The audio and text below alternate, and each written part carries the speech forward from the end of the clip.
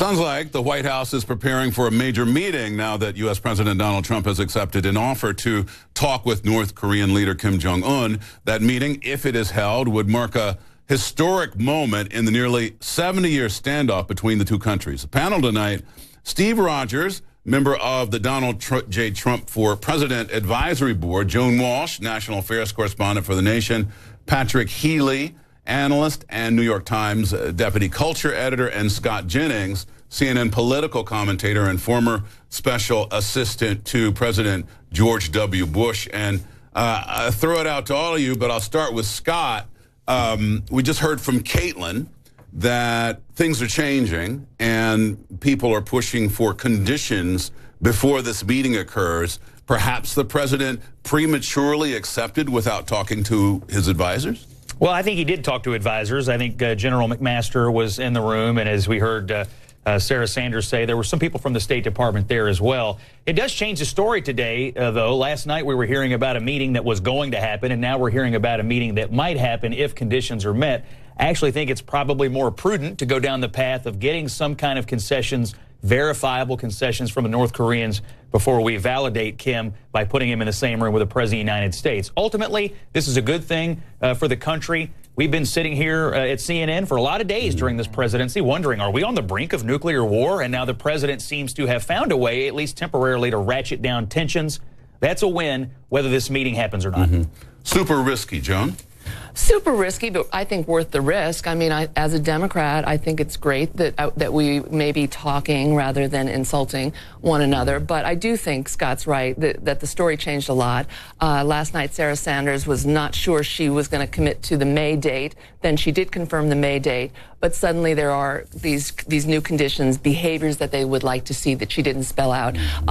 You know, so I do maintain some skepticism that this will happen, and that if it happens, something important will come of it. But I certainly hope it does. The United States has gotten played often by North Korea. What's to make the president think we're not getting played this time?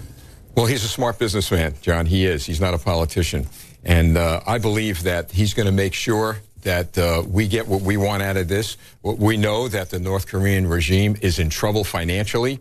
The pressure he has put on has working tremendously. And may I add, one thing that Joan said I think is really great.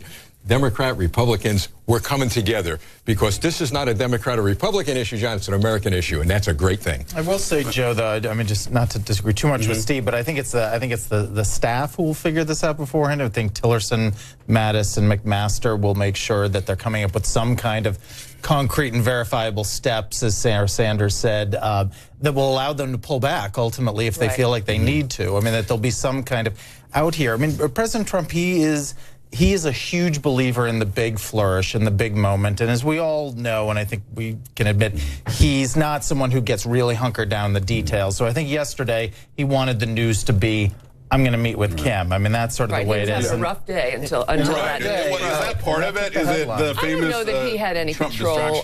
You know, maybe, but I don't know that he had. Not a bad thing, though, John. Not a bad thing. He was pretty happy when he poked his head into the but room also, of the reporters. you know, let's remember, we don't have an ambassador to South Korea yet. The person that he chose, they then decided was too interested in negotiating and talking. So, you know, if this happens, it's actually quite a reversal, you know, for a president who a few months ago was undermining his Secretary of State and saying, I don't think diplomacy with these guys is going to work. I don't think it's worth talking to them. So I don't know what he really wants, what he really believes. And remember, even President Obama during his tenure said it's always good to talk. He actually said. So now we have a president talking. Now let's go back and just listen to some of the things the president has said about North Korea in the past. Here we go.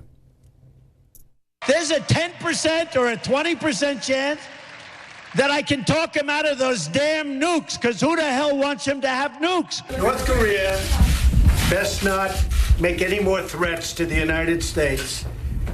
They will be met with fire and fury like the world has never seen. Are you willing to engage in phone talks with Kim Jong-un right now?